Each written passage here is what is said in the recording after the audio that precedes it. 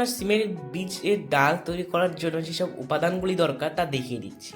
প্রথমে এটি হচ্ছে সিমের ভালো সিম দেখে তার বীজগুলিকে এখানে আলাদা করে রাখা হয়েছে।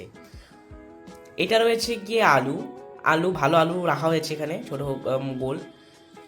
এটা হচ্ছে টমেটো, শুকনো লঙ্কা, এখানে রয়েছে দারচিনি, লবঙ্গ, এলাচ, কালো সর্ষে, সাদা সর্ষে, একটু ধনিয়া, একটু মৌরি, একটু মেথি, একটু কালো জিরে, একটু রাঁধুনি, একটু পোস্ত এবং রান্নার জন্য ঘানির তৈরি সরষের তেল নিয়ে নেওয়া হয়েছে। প্রথমে একটা বড় চামচ মাছের ডাল নেওয়া হয়েছে। এটা হচ্ছে, তারপরে এখানে আমরা এক বড় চামচ মুগের ডাল নেওয়া হয়েছে, এখানে এক বড় চামচ মটরের ডাল নেওয়া হয়েছে এবং এখানে এক চামচ অহরের ডাল নেওয়া হয়েছে।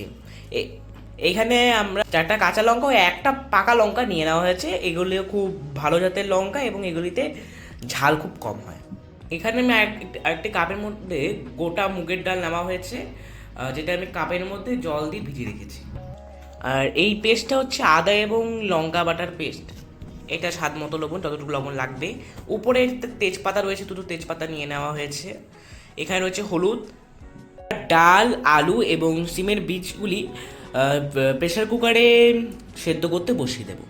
প্রেসার কুকারের মধ্যে সিমের বীজগুলি ঢেলে নিচ্ছি। এখন আমরা আলুগুলো ঢেলে নিচ্ছি, 3টে আলু। সমস্ত ডালগুলো এখন আমরা একে অপরের সাথে মিশিয়ে এর মধ্যে প্রেসার কুকারের মধ্যে এখন ঢেলে দেবো।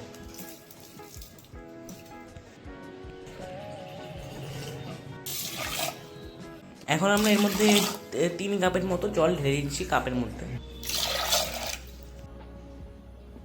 বের করে এনে ডালটাকে আমরা ভালো করে মিশিয়ে নিচ্ছি যাতে ডালটি শক্ত ভাবটা দূর হয়ে যায়। এর মধ্যে ঘানি সর্ষের তেল গরম করে নিচ্ছি। এখন আমরা ধীরে ধীরে এর মধ্যে ফোড়ন দিয়ে থাকবো।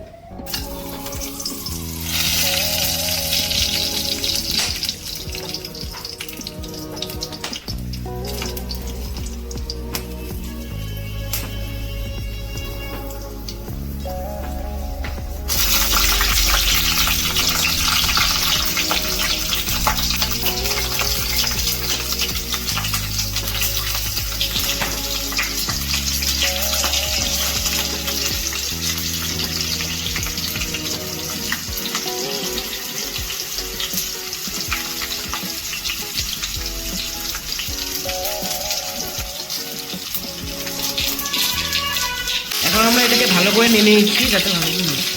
এখন আমরা টমেটো কেটে নিয়েছি এবং এই টমেটোটা আমরা এর মধ্যে দিয়ে দিই। আমাদের তৈরি করা ডালটা ঢেলে নেব। একটু জলও ঢেলে নেব আমরা এর মধ্যে। এখন আমরা এর মধ্যে ঢেলে নিচ্ছি স্বাদ মতো লবণ, আদা লঙ্কার বাটা এবং হলুদ। এখন আমরা এটাকে ফুটতে রাখবো 5 মিনিটের জন্য। দেখো ডালটা ফুটছে আর কিছুক্ষণ পর আমরা ডালটা নামিয়ে ফেলবো। আর এভাবেই আমাদের তৈরি হয়ে যাবে আমাদের সিমের বীজের ডাল।